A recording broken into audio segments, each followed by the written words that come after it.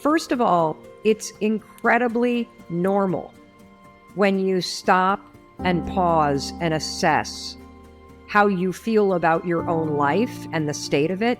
It's incredibly normal for you to rank it low, because most of us walk around with a very negative viewpoint about our own lives. That's number one. And that's a mindset and a perspective that we are going to change. Number two, one of the things that has helped me a lot when I get into moments in my life where I get present to disappointment, where I feel very sad, where I start to beat myself up over where I'm at in my life versus where I thought I would be. Specifically, what comes to mind is when I was facing bankruptcy and I was 40 years old and we, had 3 kids, and I thought I should be in a different place in my life. And thinking and judging my current state against where I thought I would be, it made me sink even lower. And so what you're experiencing is very normal. The fastest way to stop beating yourself up, the fastest way to stop feeling regret over where you're at in your life right now, is to literally say to yourself, I did the best I could. I did the best I could, because guess what? If you could have done more, you would have. And so if you literally just accept where you are, you're not feeling connected, you're not where you wanted to be, you're disappointed with how your life has turned out up until this moment, that's okay.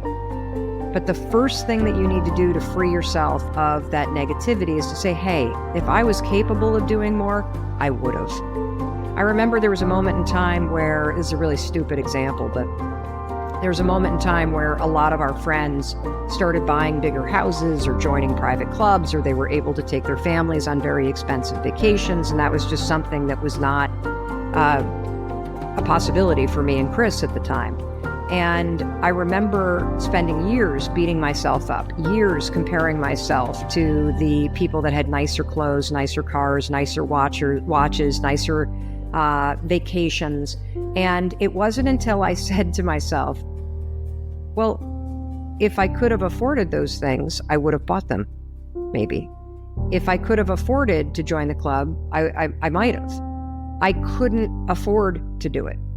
And there's a massive amount of freedom that comes when you just stop beating yourself up and you acknowledge that if you could have changed it sooner, you would have.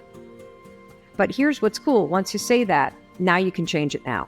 Because I'm going to tell you something. If you spend the next year, which many of you were going to, you were going to spend the next year telling yourself, my life sucks, I should have done something sooner. You are going to spiral in your own head as you beat yourself up over and over and over again. And that's got to stop. The reason why you haven't changed your life to date, you want to know why? It's because your mindset has blown. It's because you live up here. You don't live out in the world, you live up here. And up until this moment, up here has been a very negative place.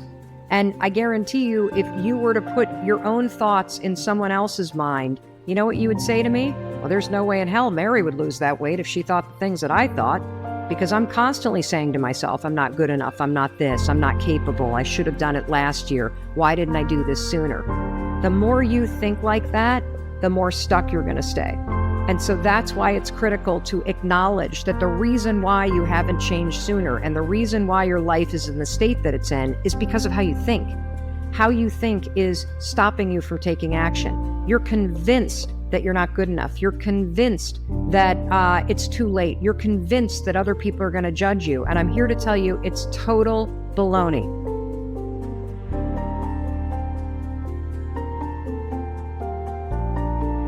First, here's what I want you to know. You're not a worrier. A lot of us call ourselves a worrier, right? Oh, I'm a worrier. You're not a worrier. You have a habit of worrying. That's a very big difference. You've allowed your mind to drift and linger on negative thoughts so many times, it's now a pattern of behavior that you repeat, and you don't even realize it. And that's actually good news, because that means that you and I can use the science of habits to break the habit of worrying and the habit of doubting yourself. In the language of habit research, the 5-second rule is what psychologists call a starting ritual. It's a tool that you can use that will interrupt the negative thought patterns that are encoded in your brain as habits and trigger positive new thought and behavior patterns.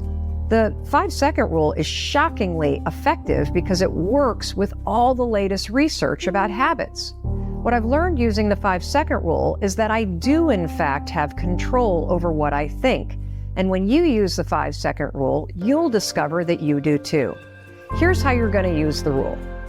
The moment that you feel your thoughts drift, and you ever noticed how worrying and self-doubt, they have a way of literally like taking you away from a situation. You can feel your mind go from the present moment to drifting to something negative. Maybe you're sitting at a meeting at work and suddenly you start talking down at yourself and doubting yourself. It happens like that. But the moment that you catch yourself do it, that's a moment of tremendous power. You have a decision to make. You can either sit there and listen to the worry and listen to the self-doubt and let it hijack you, or you can make a decision to assert control. That's when you use the rule. You're going to use the countdown trick, 5, 4, 3, 2, 1. It's essential. Counting backwards interrupts the negative thought pattern.